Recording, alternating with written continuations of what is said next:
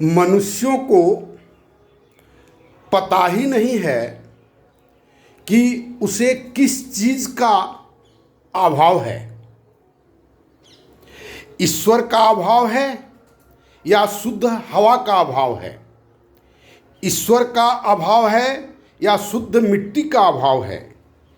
ईश्वर का अभाव है या शुद्ध पानी का अभाव है। ईश्वर का अभाव है या शिक्षा का अभाव है। ईश्वर का अभाव, किसने कहा कि ईश्वर का अभाव है? ईश्वर को हम कहाँ खोजने जाते हैं? क्या आपने धर्म पुस्तकों को पढ़ा नहीं है या उनके बारे में सुना नहीं है? क्या गीता में कृष्ण कहते हैं? हम कहाँ हैं? हम तो कृष्ण भगवान के शरीर का अवयव हैं और हम कहाँ खोजते हैं और किसके लिए हम लड़ते हैं? ये सोचने की बात है। बहुत प्रैक्टिकल होइए ना। आप सुबह से निकलते हैं, शाम तक दौड़ते रहते हैं, कहीं एयर क्रैश में मर जाते हैं, कहीं पर रोड एक्सीडेंट करके मर जाते हैं, कहीं पर बाढ़ में मर जाते हैं। क्या हुआ? ईश्वर की तलाश में आप दौड़ रहे थे? नहीं, भौतिक आवश्यकताओं की खोज में आप दौड़ रहे हैं और दौड़ रहे थे और भविष्य में भी दौड़ेंगे। अगर व्यवस्थित हम समाज को नहीं कर पाते हैं तो दोनों ही हमारा गर्त में चला जाएगा। हमारा शरीर ही समाप्त हो जाएगा पोल्यूशन के कारण। तो हम किसको खोजेंगे? कौन सा ईश्वर हम खोजेंगे?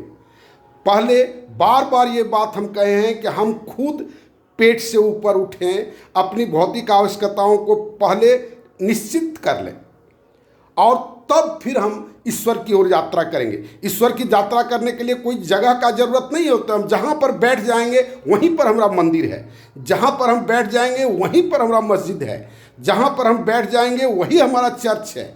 इसके लिए लड़ाई झगड़ा करना मनुष्यता के इतिहास में सबसे बड़ी बेवकूफ़ी है। सबसे बड़ी बेवकूफ़ी है। कोई कारण नहीं है कि इस चीज़ के लिए हम लड़ें, हम जिसका खुद अवयव हैं।